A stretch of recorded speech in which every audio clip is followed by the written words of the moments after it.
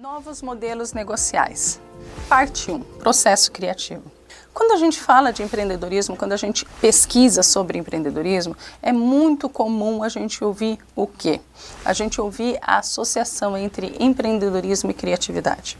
Acontece a associação entre empreendedorismo, criatividade e empreendedorismo e inovação. O fato é que, por definição, se a gente for pensar, o empreendedorismo ele é um modelo de gestão baseado na identificação de alternativas ou identificação de novos modelos de produção, novos modelos de comercialização, novos modelos de operacionalização, isso quer dizer, identificação de novos mercados. Então, sempre quando a gente vê alguém falando de empreendedorismo, a gente sempre vê buscar alternativas, buscar nichos de mercados. E é justamente isso que a gente começa a perceber, essa identificação de novos mercados que tem como base a criatividade. O que é a criatividade? Só para a gente entender por que o empreendedorismo tem como base a criatividade. Se a gente for lá no Aurélio, a gente vai ver que criatividade é a capacidade ou a habilidade de inventar. Lá no Aurélio aparece a palavra inventividade, isso quer dizer,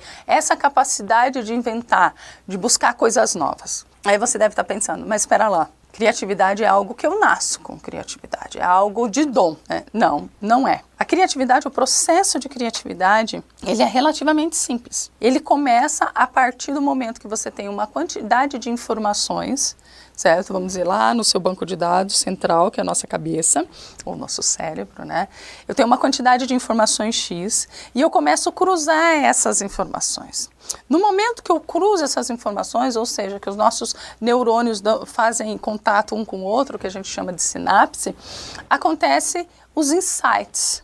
Os insights nada mais são do que, sabe aquela lâmpada que aparece às vezes nos desenhos? É o momento que eu tenho uma ideia. Então, por que eu falei isso?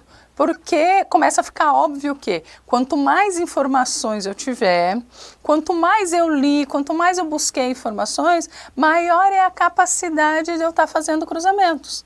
Então o que a gente percebe nas pessoas extremamente criativas, a gente percebe que elas são na realidade pessoas extremamente informadas, pessoas que leem sobre tudo. Porque quanto mais eu leio, mais eu vou conseguir ter informações e capacidades de cruzamento. Então, se você acredita que você tem problemas com criatividade, e não tem problema nenhum com isso, porque muita gente não se acha criativo, começa a buscar informações em outras áreas. O que eu estou querendo dizer? Se você é da área de exatas, começa a ler sobre filosofia. Ah, mas filosofia é chato.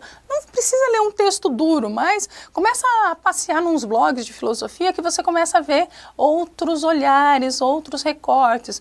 Isso vai antenar um pouquinho o seu cérebro e você vai começar a fazer cruzamentos que você não faria normalmente, porque você não tinha essas informações. Então é muito normal a gente ouvir o pessoal, a gente tem que desenvolver o outro lado do cérebro, porque aí a gente vai conseguir ter visões de mundo diferentes. É justamente isso que eu estou falando. Nesse sentido, a criatividade ela acaba sendo a base para todo o processo inovativo e, consequentemente, para o processo de empreendedorismo.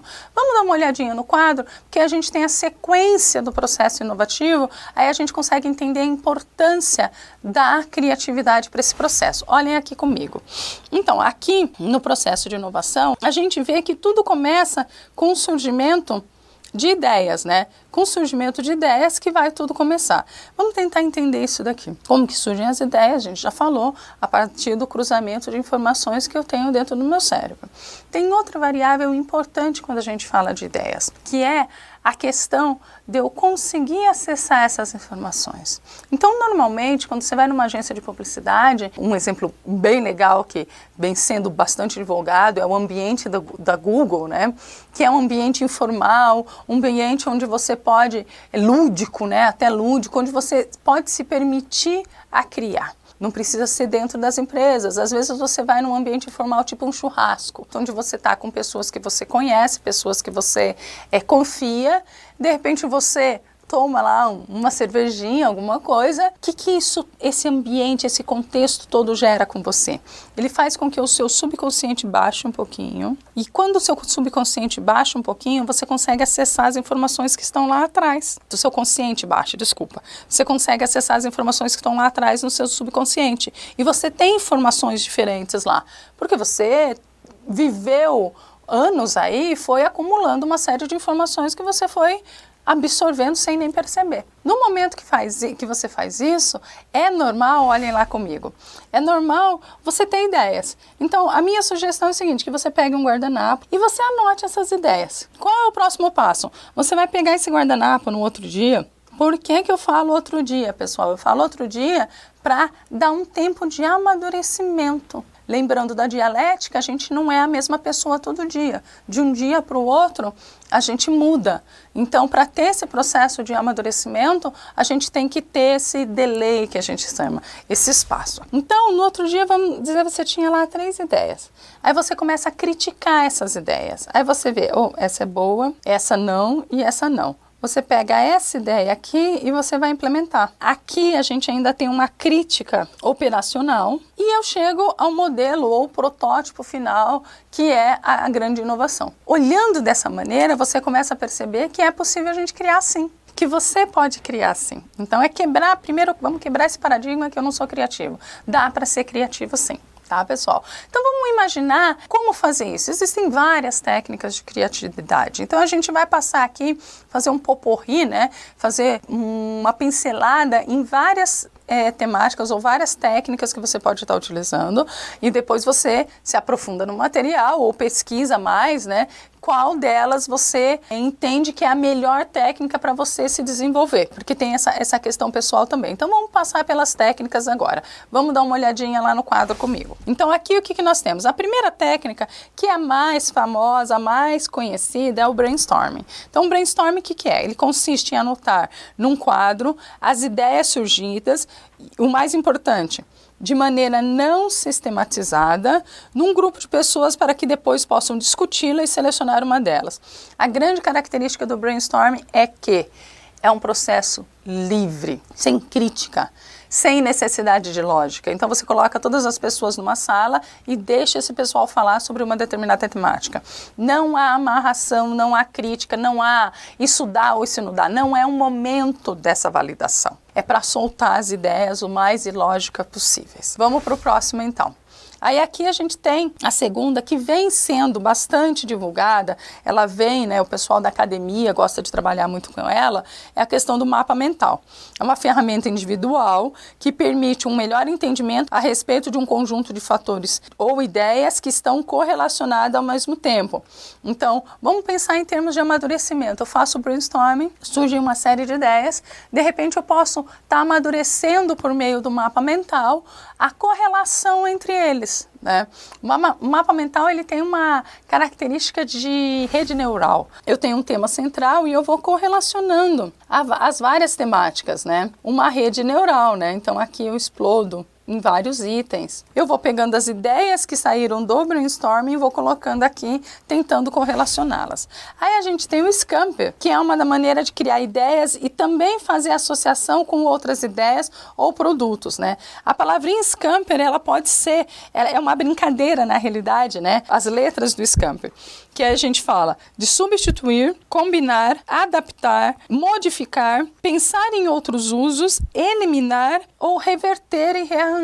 Então, tipo assim, você pega uma única ideia e você começa a trabalhar essa ideia, mudar essa ideia. Essa é a base do Scamper. Vamos olhar que nós temos mais 3 estratégias ali, ou técnicas de criatividade que a gente pode estar utilizando. A gente tem o PNI, ele busca avaliar a ideia. Então, ele trata de uma técnica que permite avaliar as ideias para sua posterior seleção. Então, lembra lá no nosso processo inovativo que a gente tinha uma fase lá que a gente eliminava alguma das ideias, a gente pode utilizar o PNI.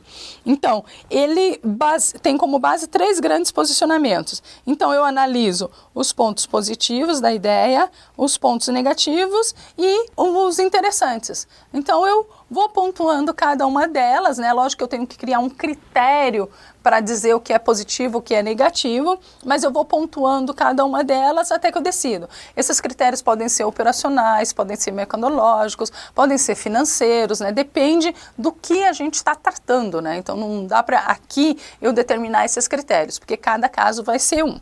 Vamos dar uma olhadinha nos últimos dois para a gente fechar esse bloco. Eu tenho os 6 chapéus, né? Que o objetivo dele é o quê? É simbolizar diferentes pontos de vista.